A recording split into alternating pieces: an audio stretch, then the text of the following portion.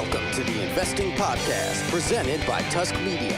For a quick audio and video check-in on the stock market, here's the Stock Market Power Lunch. Good afternoon, everybody. Welcome back to the Investing Podcast, presented by Tusk Media.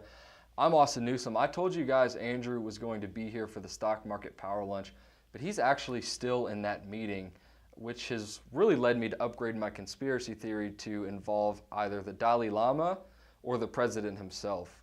There's virtually nobody else he could be meeting with for this long, but he's left me out here to give you guys your update, so let's go ahead and dive right in.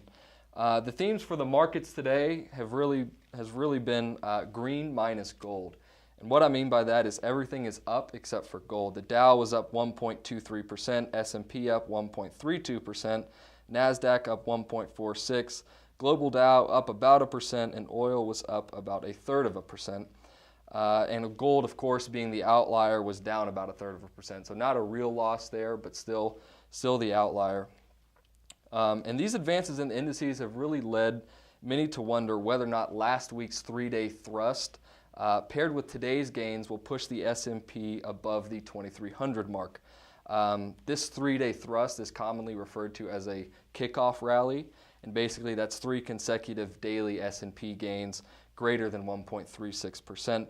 And that's already happened twice in 2016 compared to 8 times in the last 45 years.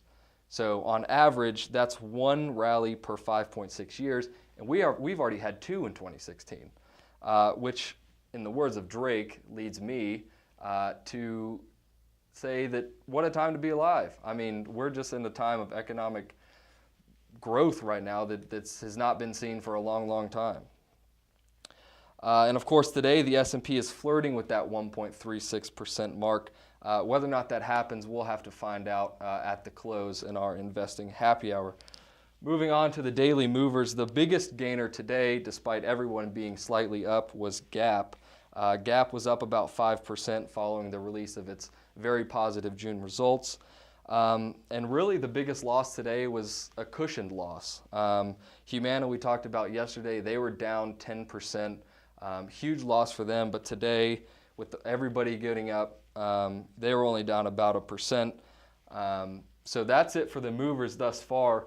Moving on to the most exciting part, I know you guys have all been waiting for it, is unlikeliest a word?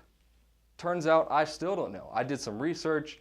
Google gave me an answer saying that unlikeliest is the superlative form of unlikely, which makes sense, but I couldn't find it in Merriam-Webster, but the freedictionary.com had it. So I don't know. You guys will have to decide. I'm going to keep doing research, but other than that, I just have not come to a conclusion. So help us out, leave us a 5-star review, comment whether or not you think it's actually a word, whether or not you've ever used it, or whether or not you've ever heard anybody else use it, and we'll be sure to read those on air. Make sure to tune in later for our Investing Happy Hour. I don't know if it'll be me or Andrew, but either way, you should hit that subscribe button to find out, and we'll see you guys then.